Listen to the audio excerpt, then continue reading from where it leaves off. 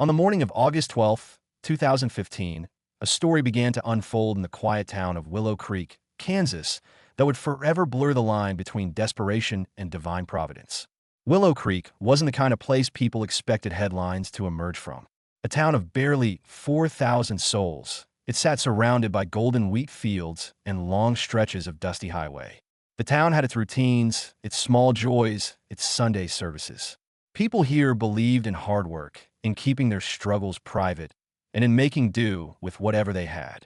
And yet, behind one modest two-bedroom house on Maple Street, a family was being pushed to the edge of survival. Sarah Miller, once a bright-eyed accountant with a steady job, now found herself standing in her small kitchen, opening cupboards that were bare. Her husband, David, a carpenter by trade, had not held a steady paycheck in nearly a year. His woodworking shop, once the pride of his hands, had gone up in flames the winter before. The insurance company had stalled, questioned, denied. The Millers had fought back at first, but lawyers cost money they no longer had. Their three children, Emily, age 12, Jacob, 9, and little Lily, just 4 years old, were too young to grasp the full weight of what their parents were carrying, but not too young to feel the ache in their stomachs. The oldest, Emily, had begun making excuses at school, claiming she liked wearing the same hoodie every day, even as the sleeves grew short. Jacob had learned to silence his complaints, though at night he pressed his hands to his belly, whispering that it hurt. Lily, with all the blunt honesty of a child, asked again and again when breakfast would be ready, even when there was nothing left to cook. For 3 days, nothing of substance had passed through that family's mouth. A can of beans, a heel of bread, watered-down broth stretched to seem like soup. That was all that had kept them going. Neighbors noticed the small changes. A local cashier remembered Sarah once buying snacks for the kids. Now she bought only the cheapest flour and rice, if she bought anything at all. David, who once carried himself tall with sawdust on his shirt, was now seen walking the streets, knocking on doors, asking farms and construction sites if they needed extra hands. He was turned away almost everywhere. And then came the moment that would crack open their private suffering for the world to see. On that August afternoon, Sarah gathered her 3 children and walked them hand in hand towards St. Joseph's Church on Main Street. For years, she had avoided asking for help, determined to weather every storm with dignity. But the hunger in her children's eyes had become unbearable. Her pride had to yield to something greater, the desperate instinct of a mother to keep her family alive. Those who saw her that day remembered the image vividly. A woman pale from worry, her hair tied back hastily, walking with 3 small children who shuffled quietly by her side. Emily carried Lily's doll. Jacob clutched his mother's hand, as if afraid she might vanish. They weren't loud. They weren't crying. But there was something in their silence that told of exhaustion too deep for words. When Sarah reached the rectory door and rang the bell, Father Michael, the parish priest, was finishing his afternoon rest. He would later recall that the moment he opened the door, he felt something shift in the air, a heaviness, but also a call. He saw the hollow cheeks of the children, the trembling in Sarah's hands as she tried to speak, and he knew this was no ordinary parish visit. "Father," she said, her voice breaking, "we haven't eaten in 3 days. My children are hungry. I don't know where else to go." Those words, carried on a whisper, would set in motion a chain of events no one in Willow Creek could have predicted. A family at their lowest point, a mother forced to surrender her pride, and a community about to witness something they would one day call a miracle. And if you're listening to this story now, remember what happened to the Millers was not just about food on a table. It was about the unseen hand that sometimes moves in the silence of despair, revealing itself in ways science cannot explain and logic cannot contain. Stay with us until the end, because what happened next inside a small American home with peeling paint and creaking floors would change not only one family's fate, but the faith of an entire town. Before the hunger set in, the Millers were like so many families in small-town America. They lived in a modest 2-bedroom house on Maple Street, a home with faded blue siding and a backyard just big enough for a swing set and a patch of tomatoes Sarah tried to grow every summer. For years, there's been a story of quiet stability. David Miller had built his reputation with his hands. For nearly 15 years, he worked as a carpenter, specializing in handcrafted cabinets and antique restorations. His small workshop, converted from an old barn behind their house, had become a hub for neighbors and even clients from nearby towns.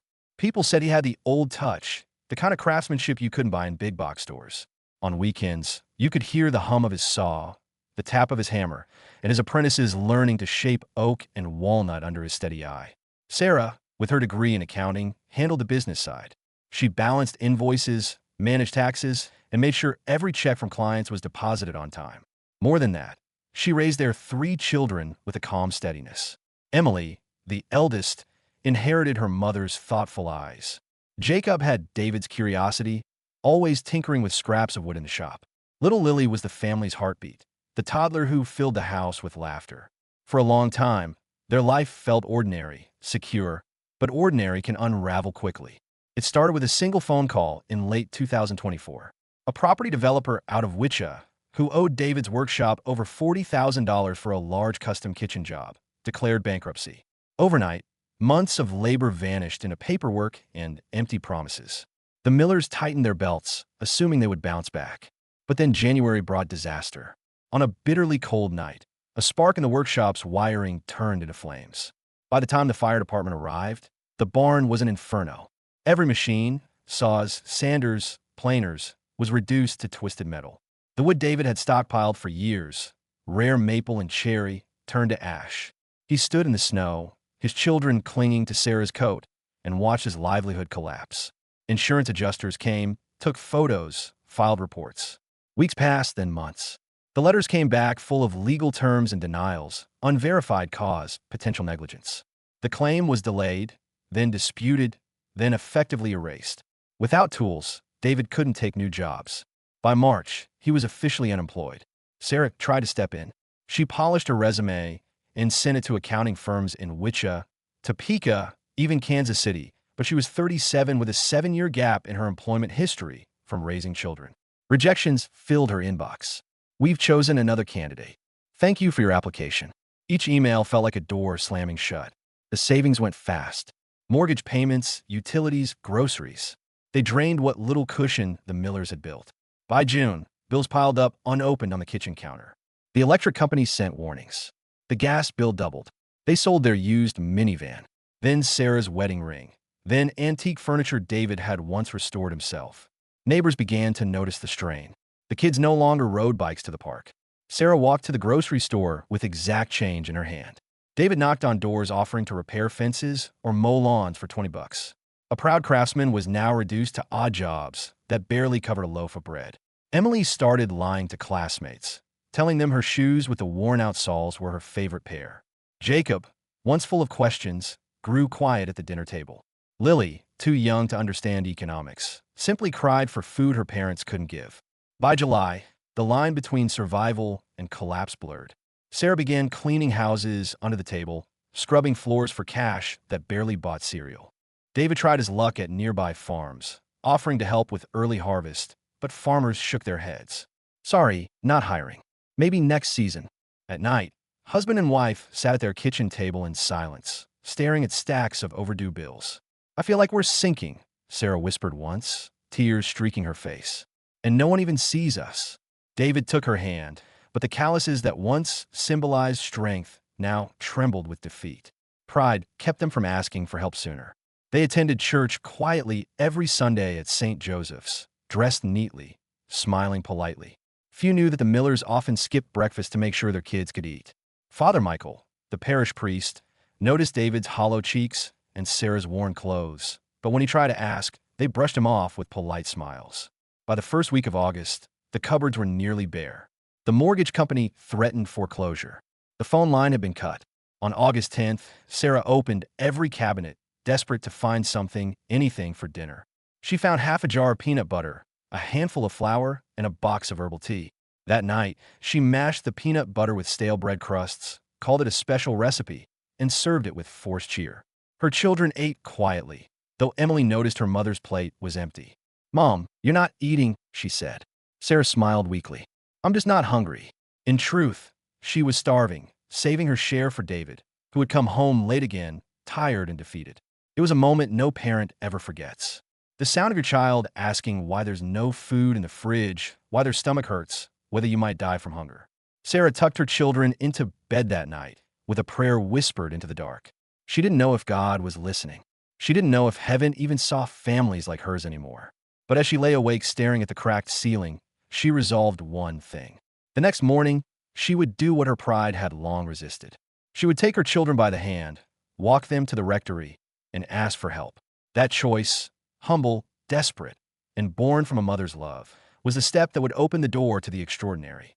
By the second week of August, the Miller household had crossed an invisible line, the line between struggling and starving. Hunger wasn't just a passing discomfort anymore. It had become the rhythm of their days, the shadow in every room. On Monday morning, Sarah opened the refrigerator, hoping against hope. The light flicked on, but the shelves stared back at her with nothing more than a jar of mustard, half a stick of butter, and a carton of eggs long past expiration. She checked the cupboards next, flour dust in the bottom of a bag, a box of tea bags, one can of green beans, dented and almost forgotten. She lined everything up on the counter like a soldier, taking inventory before a battle. Emily, standing quietly by the doorframe, whispered, "Mom, is that all we have?" Sarah forced a smile. "It's enough for today," she said, though the pit in her stomach told her otherwise. That night, she boiled the green beans with a little flour, turning it into a watery stew. She ladled bowls for the children and set them down like they were part of some new recipe passed down from her grandmother. "Try this," she said brightly. "It's something special." Emily ate in silence, but her eyes didn't miss the empty plate in front of her mother. "Mom, you didn't take any," she said softly. Sarah waved it off. "I'm not hungry." But she was. Her body ached for food, and still she saved her portion for David, who would return later that evening with nothing more than tired apologies. Tuesday was worse. Breakfast was hot tea with a spoonful of sugar, the last they had. For lunch, Sarah found a hardened crust of a loaf buried in the freezer. She scraped the last of the peanut butter from the jar, spread it thin, and cut the pieces into thirds. Jacob ate quickly, then clutched his stomach. "It hurts today," he murmured, trying not to cry. Lily, too young to hide her need, sobbed openly. She asked over and over for cereal, for yogurt, for anything that might fill her. David came home late again, his face lined with exhaustion. "No work," he admitted, collapsing into the chair at the kitchen table. "They said maybe next week." Maybe. Sarah wanted to scream. Next week was too far away. Next week, her children might not even have the strength to play. Instead, she put a hand on his shoulder. "We'll make it somehow," she whispered, though she no longer knew how. That night, after putting the kids to bed, Sarah sat on the floor of the kitchen and cried quietly into her hands. Pride had kept her from admitting the truth to anyone. To the neighbors, she smiled and waved. At church, she stood tall, pretending everything was fine. But inside, she was collapsing. "God," she whispered into the silence. "If you can see us, if you can hear me, please help my children." Wednesday morning dawned heavy and hot. The children woke sluggish, their eyes dull, their voices faint. Sarah gave them cups of tea, calling it a special breakfast, though the sweetness of sugar was gone. Emily tried to drink hers slowly, pretending to enjoy it while Jacob pushed his cup away, whispering, "It's not food." Then around 10 o'clock, Jacob swayed where he stood. His knees buckled and he fell. Panic surged through Sarah's chest as she caught him, shaking. "I'm fine," he insisted weakly, "just dizzy." But the truth was clear. 3 days without real nourishment had pushed their small bodies past the limit. Emily, old enough to ask the questions her parents feared, finally broke the silence. "Mom, why don't we have food anymore? What's going to happen to us? Are we going to die?" Sarah froze, her throat closing around the words she couldn't say. She pulled her daughter close, whispering only, "I won't let that happen. I promise." But promises don't fill stomachs. By noon, Sarah knew she couldn't hide behind her pride any longer. She washed her children's faces, tied Lily's hair into a little ponytail, and told them they were going for a walk. Inside, her heart was breaking. She had never asked anyone for help in her life. She and David had always been the givers, the dependable ones. But now her children's hollow eyes left her no choice.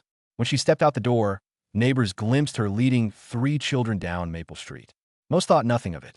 Just a mother walking her kids on a summer afternoon. No one knew that inside her purse sat exactly $3.25 in change. All the money left in the house. No one knew that she was heading towards St. Joseph's rectory, ready to say the words that would shatter her pride. "My children haven't eaten in 3 days." Sarah Miller had reached the breaking point. What she could not know was that this act of humility, the simple decision to knock on a church door, would not end in humiliation, but in a chain of events that would defy every logical explanation. It was the darkest hour for the Millers. And yet, as history often shows, the darkest hour comes just before the dawn. When Sarah Miller reached the old brick rectory of St. Joseph's, her hands were trembling. She had walked the 2 blocks from Maple Street with her 3 children trailing quietly at her side, each step heavy with humiliation and fear. Emily clutched Lily's doll. Jacob dragged his shoes along the sidewalk, and Sarah held their small hands as if they were her last tether to courage. The rectory was not an imposing place, just a simple 2-story house beside the church, its white shutters peeling from years of Kansas summers. Yet to Sarah standing at the gate, it felt like a wall she was about to break through. She swallowed hard and rang the bell. Inside, Father Michael was finishing his afternoon nap. At 62, the priest had served Willow Creek for over 2 decades. His hair had gone silver, his face lined from years of listening more than speaking. He was known for his gentle homilies, his habit of visiting shut-ins, and his uncanny ability to notice what others ignored. When the doorbell rang, he rose, slipped on his glasses, and shuffled to the entryway. The moment he opened the door, he felt it. A weight in the air, a plea unspoken. There stood Sarah, pale, her lips pressed tight, her 3 children clinging close. He didn't need words. Their hollow faces told the story. "Father," she began, her voice breaking. "We haven't eaten in 3 days. I don't know where else to go." The words hung in the air like a confession, shattering the silence of the rectory. Father Michael stepped aside immediately. "Come in, my dear. Bring the children." He led them into his modest living room with worn furniture and a crucifix on the wall. The children sat on the couch, wide-eyed and silent. The priest disappeared into the kitchen and returned with a tray, a pitcher of milk, a plate of crackers, and a jar of peanut butter. "Here, little ones, eat first." Emily hesitated at first, glancing at her mother, but Father Michael urged her with a nod. Within minutes, the children were devouring the food with a hunger that was painful to watch. Jacob's small hand shook as he scooped peanut butter onto crackers. Lily clutched her cup of milk like it was treasure. Even Emily, who tried to act grown up, couldn't hide her relief.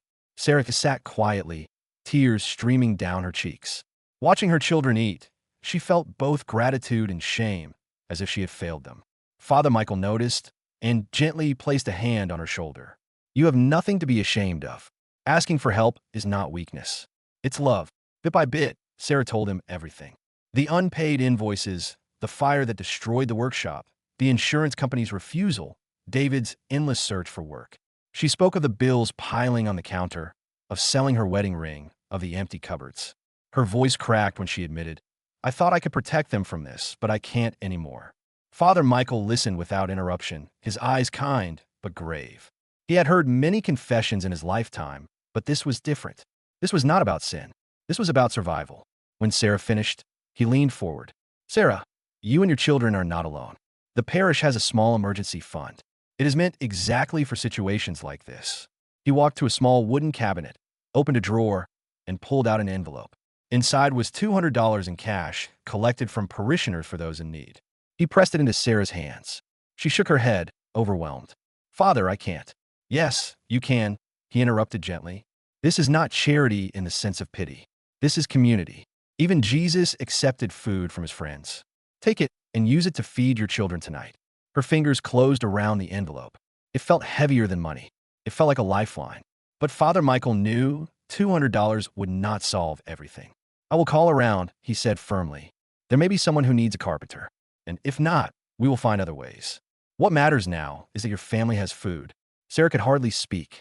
"How do I thank you?" "By keeping faith," the priest replied simply. "By remembering that even in the darkest times, God sees you. He does not forget his children." When Sarah left the rectory that afternoon, her 3 children walked beside her, their bellies no longer aching, their faces brighter. In her hand, she held the envelope, though she still couldn't quite believe it. She had walked through that door, trembling with shame. She walked out carrying something else. The first flicker of hope, yet none of them knew that this simple act of courage, one mother knocking on a priest's door, was only the beginning. What awaited them in the hours ahead would make even this moment of relief seem small. Late that afternoon, Sarah Miller walked into the Walmart on the edge of Willow Creek with her 3 children at her side. She gripped the envelope Father Michael had pressed into her hand as if it were made of gold. $200.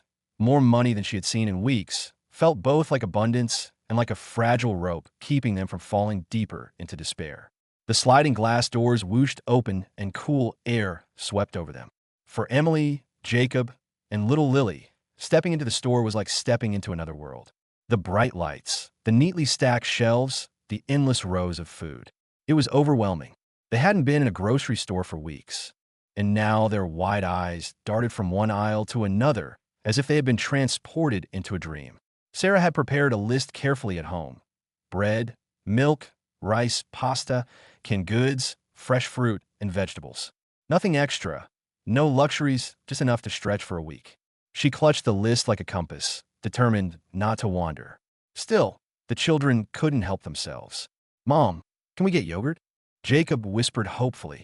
Emily pointed to apples in the produce section. "These look so good." And Lily, tugging at her mother's sleeve, whispered with all the urgency of a 4-year-old.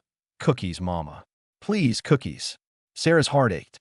For weeks, she had denied them every small joy. She nodded once. "We'll see, but only if we can afford it." They moved aisle by aisle, filling the cart with basics. A gallon of milk, a bag of rice, pasta, peanut butter, frozen vegetables. Sarah compared prices, choosing generic brands, checking totals in her head with every item. By the time they reached the checkout line, the cart was modest but full. Bread, eggs, cereal, some chicken, apples, a few small treats. At the register, Sarah's chest tightened. She had been adding the numbers in her mind. The total would be close to $180, maybe a little more. That would leave just a few dollars for emergencies. She pulled the bills from the envelope and smoothed them nervously on the counter. The cashier, a kind middle-aged woman named Linda, who had seen the family before, began scanning items. "How are you doing today?" she asked, smiling at the kids. "We're okay," Sarah said softly. Though her eyes betrayed the tension she felt, the scanner beeped item after item. Sarah's pulse quickened as the total climbed, $128.45. Her breath caught when it passed $150. Finally, the screen flashed the final number, $187.45. Sarah's stomach dropped. She had been right. It was nearly the whole envelope. She exhaled shakily, ready to hand over the money. But then something happened. The cashier frowned, tapping the screen. "That's strange," she muttered. "The register is now showing $72.45. Sarah blinked. "Excuse me." Linda shook her head. "Must be a glitch. Let me scan it all again." She cleared the screen and rescanned every item carefully, her hands moving slower this time. Again, the total popped up, $72.45. "I don't understand," Linda whispered. "This machine has worked perfectly for years." She tried a third time deliberately. The result was the same. Finally, Linda looked at Sarah with wide eyes. "Well, I can't charge you more than what the register says. It's $72.45 today." Sarah's hands trembled as she handed over the cash. She almost couldn't breathe. She walked away with her children and her receipt, the cart full of groceries, and over $120 still in her envelope. But the miracle wasn't over. When she began unloading the bags into the car, Sarah noticed items she was certain she hadn't picked. A bottle of olive oil, a package of shredded cheese, a bar of chocolate, even jars of baby food Lily hadn't had in months. Her first instinct was panic. Had one of the children slipped things into the cart? "Emily, Jacob, did you put these in?" They shook their heads. Lily stared wide-eyed, clutching her doll. Sarah emptied every bag. The truth was undeniable. There were at least $50 worth of extra food, and she had no memory of putting them there. She sat down hard on the curb outside the store, the Kansas sun lowering behind her. Her children gathered around, tugging at the grocery bags, delighted by the sudden abundance. For Sarah, the world tilted. Was this chance, a computer error, or something else? That night, for the first time in 3 days, the Miller family sat down to a real dinner. Sarah cooked pasta with cheese, served fresh salad, poured milk into glasses. Jacob devoured his plate. Emily ate in silence, tears in her eyes. Little Lily, sticky with yogurt and crumbs of cookie, laughed for the first time in weeks. David came home late, his face weary as ever. But when he stepped into the kitchen and saw the table covered with food, he stopped in his tracks. Where did all this come from?"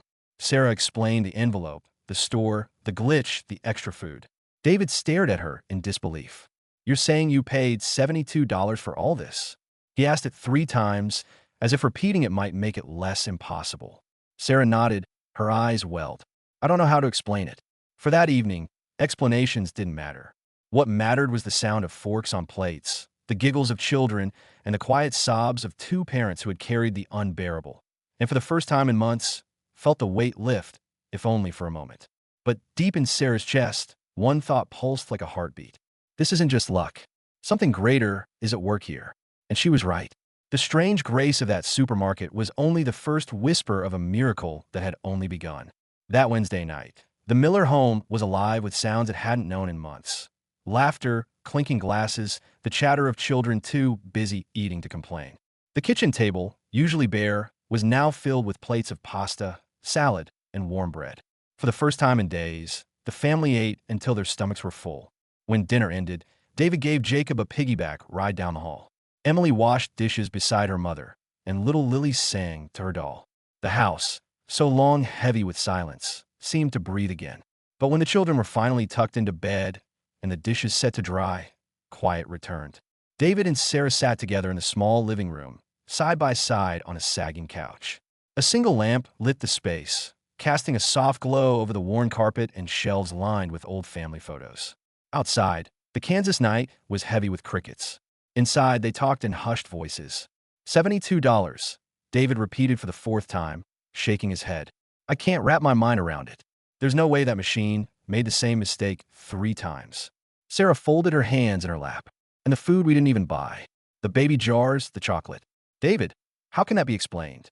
He leaned back, exhausted, but his eyes softened when they met hers. Maybe it's luck. Sarah hesitated, her voice dropped to a whisper. Or maybe it's something more. The words hung between them. Then, at 9:15 p.m., something shifted in the room. First, it was the air.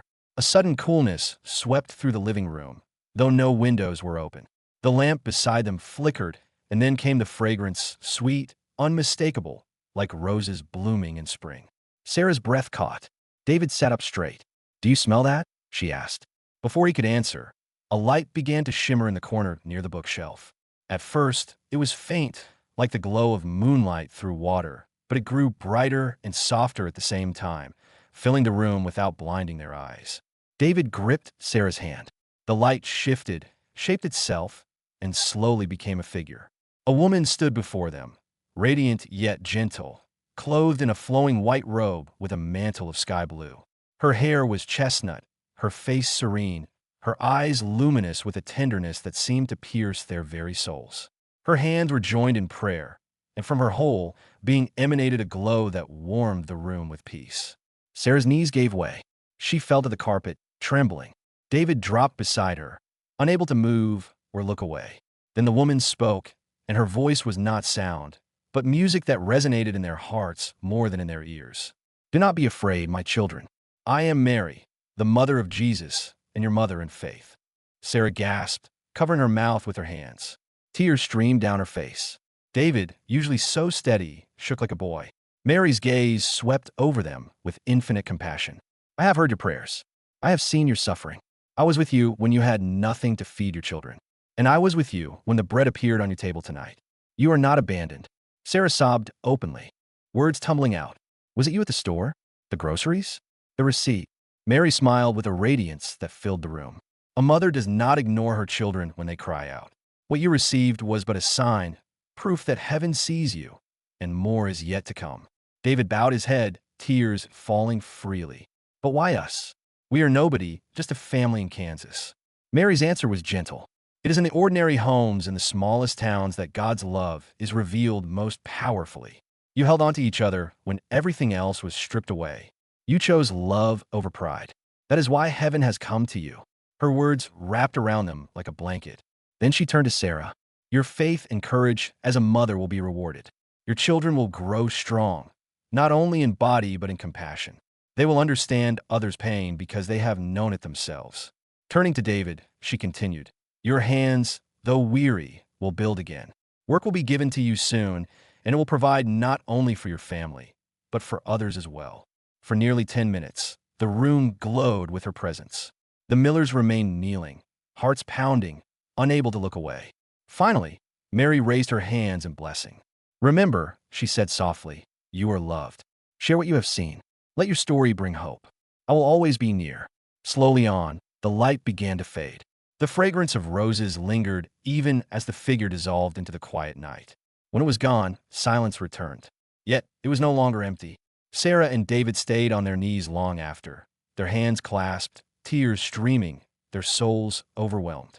Neither dared to speak for fear the sacred moment might vanish if they broke it with words. It was only when Emily crept from her bedroom and whispered, "Mom, Dad, why are you crying?" that Sarah realized hours had passed. She gathered her daughter in her arms, her voice trembling but steady.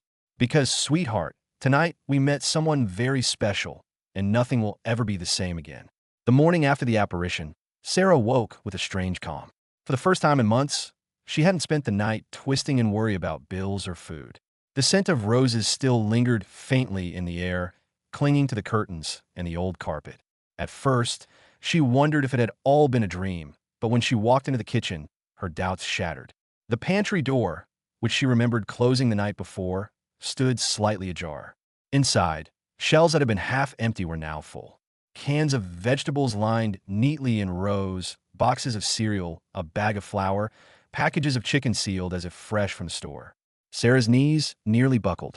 She called David, and together they stared in silence at the abundance that hadn't been there hours earlier. "Sarah," David whispered, "we didn't buy this."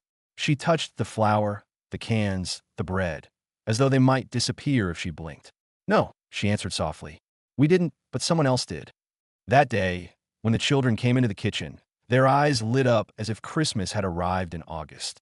Emily grabbed an apple, biting into it with tears in her eyes. Jacob shouted, "We have food again." Little Lily clapped her hands, pointing to the cookies on the counter. And the miracles didn't stop there. On Thursday, David left early to knock on doors once more. But this time, something was different. He carried with him the memory of Mary's words, "Your hands will build again." Instead of dread, he felt a quiet confidence. He stopped at Barbier and Sons, a woodworking company that had turned him down months earlier. To his shock, the owner greeted him with a smile. "David, you came at the right time," the man said. "I just signed a contract to restore an old farmhouse. I need someone who knows antique work. It starts Monday. 6 months' pay." David could hardly speak. He shook the man's hand with trembling fingers, knowing in his heart this was no coincidence. Meanwhile, at home, Sarah discovered more surprises. She opened the fridge to find jars of baby food she hadn't bought. A box of hot cocoa mix sat on the counter, though she had never placed it there. Even a laundry basket seemed touched. Clothes that had been too worn suddenly appeared patched, as if lovingly repaired. Friday afternoon, Emily came home from school carrying a brand new backpack stuffed with supplies. Pencils, notebooks, markers, everything on her back-to-school list. "A lady gave it to me," she explained. "She said her name was Mary and that she wanted me to be ready for class." Sarah's breath caught. There was no Mary on the school run that anyone knew of. That same evening, Jacob burst into the house with a wide grin. "Look what I found on my desk." He held up a stack of books, exactly the titles on his summer reading list. And inside the cover of one was a note written in delicate golden ink, "For Jacob with love, Mary." The most startling moment came from little Lily.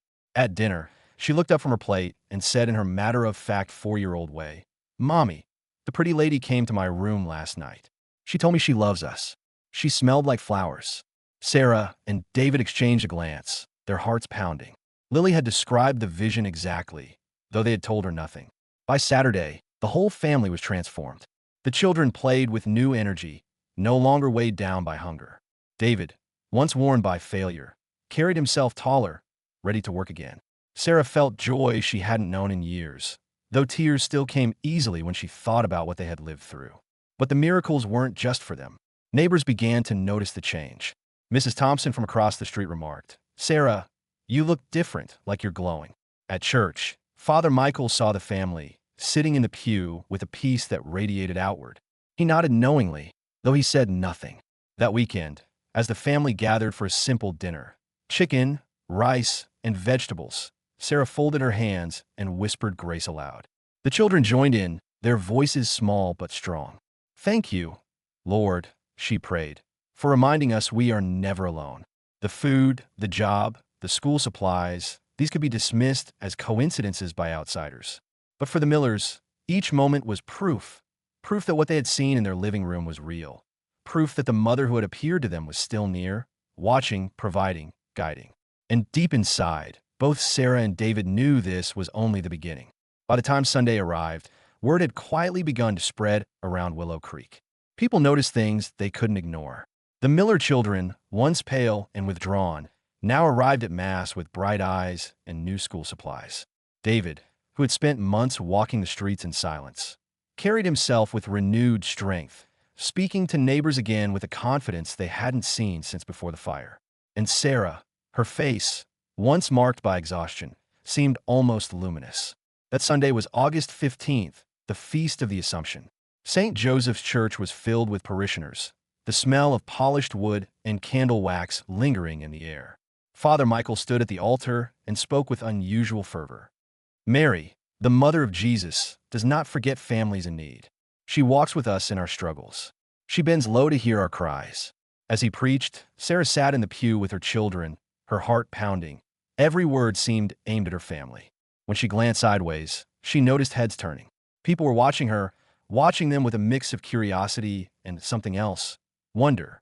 After Mass, the crowd spilled out onto the church lawn, exchanging greetings as usual. But then something different happened. Mrs. Henderson, a retired teacher, approached Sarah. "Honey," she said gently, "I don't know why, but for 3 nights, I've dreamed of a beautiful lady dressed in blue. In my dream," she kept saying, "help Sarah's family. So here," she pressed an envelope into Sarah's hands. Inside was $500 in cash. Sarah nearly dropped it, tears flooding her eyes. Others followed. John Matthews, a retired carpenter, offered David his old set of tools, polished and ready. "I've been keeping these in my garage for years. Don't know why, but I feel like you're meant to have them now." Another woman, Mrs. Carter, leaned down to Sarah. "If you ever need someone to watch the kids while you work, I'll do it. I can't explain it, but I feel like God is nudging me." One by one, townspeople approached, some shy, some bold, all with the same strange urgency. They had felt dreams, stirrings, whispers, and prayer, compelling them to reach out to the Miller family. By the time Sarah and David walked their children home, they carried more than groceries and tools. They carried the weight of a community suddenly mobilized around them. That afternoon, the Miller home was busier than it had been in years. Neighbors dropped off casseroles and bags of fresh produce. A local farmer offered to supply eggs each week. One young couple even left a gift card on their porch without note. It was as though invisible hands were weaving together a net to catch them. And yet, the strangest moment still came in private. That night, as Sarah tucked Lily into bed, the little girl whispered, "Mommy, the pretty lady told me we're safe now." She kissed my forehead. Sarah froze, her heart pounding. Lily's eyes sparkled with innocent certainty. Meanwhile, Emily confided in her mother. "I think I saw her too. Yesterday, when I was doing my homework, I smelled roses and I felt, I don't know, like someone was standing right behind me." Jacob, usually the quiet one, surprised everyone at dinner by saying, "I'm not scared anymore. I think she's watching over us." The children's words spread quickly among relatives, neighbors, and schoolmates. Soon, whispers traveled through the town. "The Millers have seen something holy." Not everyone believed, of course. Some dismissed it as exaggeration or coincidence or desperation coloring their perception. But others, especially those who had also felt strange nudges, dreams, or a sense of roses, began to wonder. By midweek, Father Michael's phone began ringing with calls from parishioners. "Father, I had the same dream." "Father, I smelled roses in my kitchen last night." "Father, is it possible?" The priest, cautious but moved, advised everyone the same. "Pray, stay close to Christ. And if Mary is truly among us, the fruits will reveal it." For the Millers, the fruits were undeniable. Each day brought new provisions, new kindnesses. Sarah no longer worried about the next meal. David prepared to start his new job, his toolbox already full. The children returned to school with everything they needed, their heads held high. And perhaps most powerful of all, the town itself began to change. Neighbors who hadn't spoken in years offered help to one another. Strained families began showing up at church again. Acts of generosity multiplied like sparks from a single flame. It was as if the grace that had entered the Miller household refused to stay confined. It spilled out onto Maple Street, then into pews, then across the town itself. And for the first time in decades, Willow Creek buzzed with a sense of expectation. Something was happening, something that no one could quite explain, but no one could deny. It was early Sunday morning, August 16th, when the Miller family was awakened by something extraordinary. At first, Sarah thought it was a dream. The fragrance of roses so strong it seemed to seep through the very walls. But then David stirred beside her, sniffed the air, and whispered, "Do you smell that?" Moments later, the scent spread through every corner of the house, sweet and unmistakable. The children came padding into the living room, their eyes wide. "Mom," Emily whispered, "it's her. She's here again." They gathered in the living room, just as they had 3 nights earlier. And once more the air shifted. The light began softly, almost like dawn pressing through the curtains. Then it grew bright and golden, filling the room with warmth that soothed every fear in their hearts. And then she was there. Mary stood before them again, radiant in white with her mantle of blue, her face aglow with the same tenderness that had undone them before. But this time she did not remain distant. She moved closer, her steps as silent as breath, until she stood among them like a mother among her children. "My beloved children," she said, her voice like music, "you have endured trial with faith. You have placed love before pride. For this you are blessed." She placed her hand gently on David's shoulder. He trembled as though electricity ran through his veins. "David," she said, "you will build again, not only for your family, but for others. Through your craft, you will restore dignity to those who have lost it. One day, you will teach the young and the broken, giving them hope through the work of their hands." Tears blurred David's vision. He whispered, "I don't deserve this." Mary smiled, her gaze steady. "Grace is never deserved. It is given." Then she turned to Sarah, who was already on her knees, tears streaming down her face. "Sarah, your courage as a mother has carried your family through the valley of despair. Your faith will become a light for other women. You will gather families in need, help them rise from their suffering, and remind them that no one is ever abandoned by God. You will be a mother not only to your children, but to many." Sarah sobbed openly, shaking her head. "How could I do that? I have nothing." "You have everything," Mary answered softly. "You have love, and love when offered freely multiplies." Then, bending low, Mary touched the heads of the 3 children. Emily gasped softly. Jacob stared in wonder, and little Lily giggled as though tickled by sunlight. "Emily," Mary said, "your heart for others will lead you to walk beside the hurting. You will grow into a woman who gives strength to the weak. Jacob, you will one day ease the suffering of many through healing hands. The compassion born in hunger will guide your path. And Lily, my little one, your joy will remind all who meet you that God's love is near, even in the darkest hours." The children stared wide-eyed, not fully understanding, but sensing the weight of her words. Finally, Mary's gaze encompassed them all. "What you have received, do not keep for yourselves. Share it. Tell your story. Let others know that heaven is not far, that God's love is alive. This house will be a testimony, and your lives a witness. Many will find hope because of you." Her words wrapped around them like fire and light. For a long moment, no one spoke. The only sound was Lily whispering, "Don't go," her small fingers reaching toward the shining mantle. Mary bent low and kissed the child's forehead. Then she straightened, raising her hands in blessing. "I will always be near. When you doubt, remember the roses. When you despair, remember this night." Slowly, the light began to fade. The glow receded, leaving the ordinary living room once more. But no longer felt ordinary. The fragrance of roses lingered, clinging to the air long after the vision was gone. The Millers remained kneeling in silence, their hearts overwhelmed, their tears flowing freely. David finally broke the stillness. She gave us a mission." Sarah gripped his hand, her voice trembling but firm. "Then we will do it. Whatever it costs, we will do it." And in that moment, the family understood. What had begun as survival was now calling. They were no longer just a family rescued from hunger. They had become witnesses, chosen to carry a message of hope far beyond Willow Creek. 5 years later, the little house on Maple Street looked nothing like the place it once was. The siding had been repaired, the yard trimmed neatly, and laughter often spilled from the open windows. What had once been a place of hunger and despair had become a beacon in Willow Creek and far beyond. David Miller stood in the backyard where his old workshop had burned to the ground.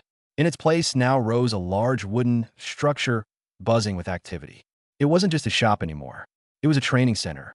Young men and women, some who had dropped out of high school, Others who had struggled with addiction or unemployment gathered each week to learn the craft of woodworking. Under David's guidance, they restored antique furniture, built cabinets, and even crafted pews for churches in nearby towns. "This place gave me my life back," one young trainee admitted to a local reporter. "Mr. Miller didn't just teach me how to use a saw. He taught me I still had worth." The center, called Hands of Hope Workshop, had become a model for vocational training across the Midwest. And David, once a man brought to his knees by loss, now carried himself with quiet authority, his reputation as a master craftsman matched only by his role as a mentor. Inside the house, Sarah was just as busy. After the apparitions, she had vowed to live out the calling Mary had given her. She started small, hosting neighborhood families in her living room, sharing meals, listening to their struggles. But the work grew quickly. Donations arrived, volunteers stepped in, and soon an official nonprofit was born, Hope for Families. What began with a few bags of groceries now serve hundreds of families across Kansas every year. They provided food, counseling, tutoring for children, and support groups for struggling parents. Sarah was often invited to conferences, both Catholic and interfaith, to speak about resilience, faith, and the power of community. She always began her talks the same way. 5 years ago, I was a mother with nothing in my cupboards but desperation. Today, I am here to tell you that God never abandons his children. The Miller children had grown, each walking the path Mary had foretold. Emily, now 17, had chosen to study social work. "I want to help families the way people helped us," she told her guidance counselor. She volunteered every summer at her mother's nonprofit, mentoring younger kids who faced the same shame she once hid behind excuses.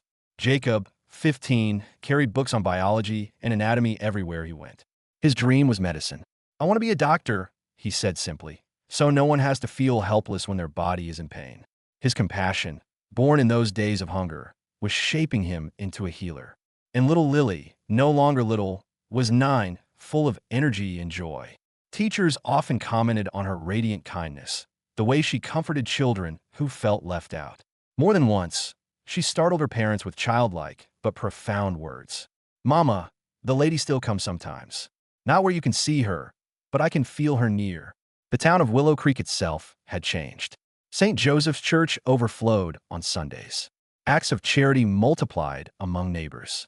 Strangers passing through sometimes remarked, "There's something different here."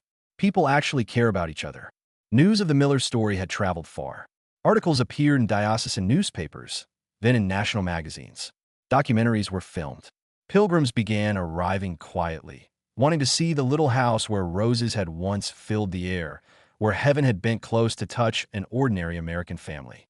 Some came out of curiosity, others in desperation, hoping for healing or guidance.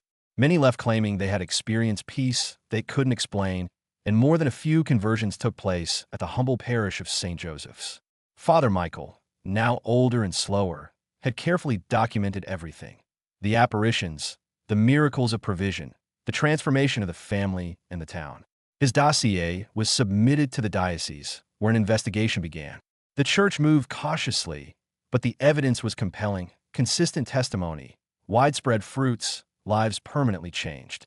Standing in their living room one evening, Sarah and David looked around at the photographs lining the walls. Smiling students from the workshop, families helped through Hope for Families, their own children growing tall.